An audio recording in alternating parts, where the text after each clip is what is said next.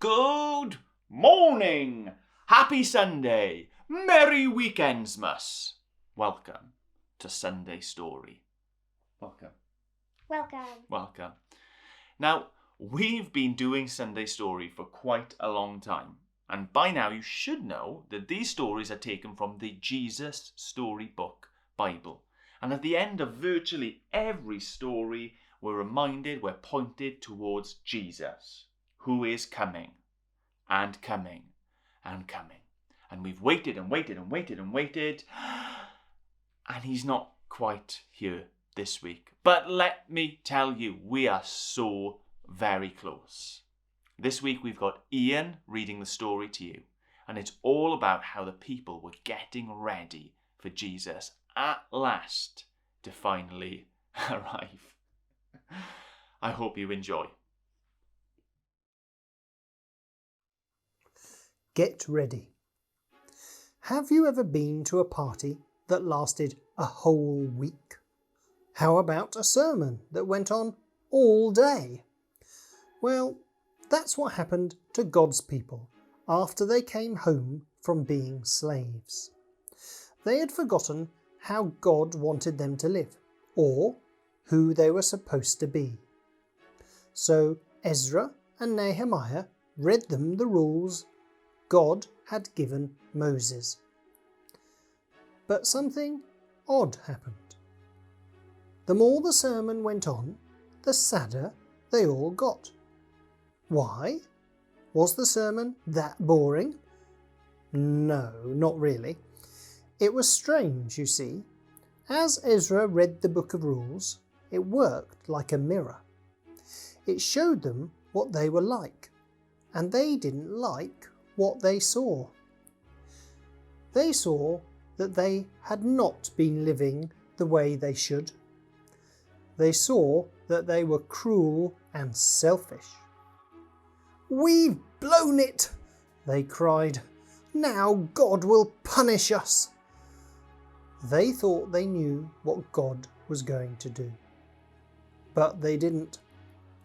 Of course, they might have picked up a clue from Ezra's name, which means help is here, and an even stronger one from Nehemiah's name, because his name means God wipes away our tears. And that, as you'll see, is just exactly what God was getting ready to do. Ezra looked at God's children. Great hot tears were welling up in their eyes and streaming down their cheeks. He stopped his sermon mid-sentence and shut the book. "We're having a party," he shouted. And so that's just what they did, all week long.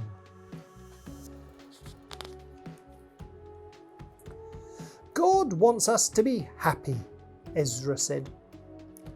All day they listened to stories about the wonderful things God had done for his people. How he had made the world. How he gave a special promise to Abraham. How he rescued them from slavery. How he spoke to Moses and showed them how to live. How he brought them to a special land. How he rescued them, no matter what, time after time, over and over again, because of his never stopping, never giving up, unbreaking, always and forever love.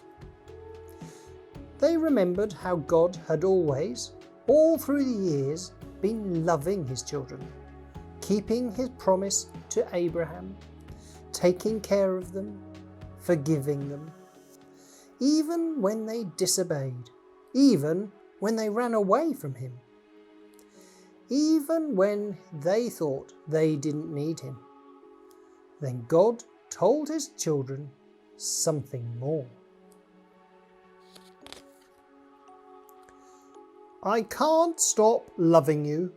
You are in my heart's treasure. Because I lost you, now I am coming back for you. I am like the sun that gently shines on you, chasing away darkness and fear and death. You'll be so happy. You'll be like little calves running free in an open field. I am going to send my messenger, the promised one, the one you have been waiting for, the rescuer. He is coming, so get ready. It had taken centuries for God's people to be ready, but now the time had almost come for the best part of God's plan. God himself was going to come, not to punish his people, but to rescue them. God was getting ready to wipe away every tear from every eye. And the true party was just about to begin. Well, thank you, Ian. Thank you to everyone who tuned in, sat through that, paid attention. Did you pay attention? Yes. What was it about? Okay. Well, we'll go off. We'll make sure that we know what the story was about. You go off onto a computer, onto a tablet, onto a phone, search for crafts that will help you to remember that story. And look forward to next week when at last Jesus will be there. Cool? Cool. Bye-bye. Awesome.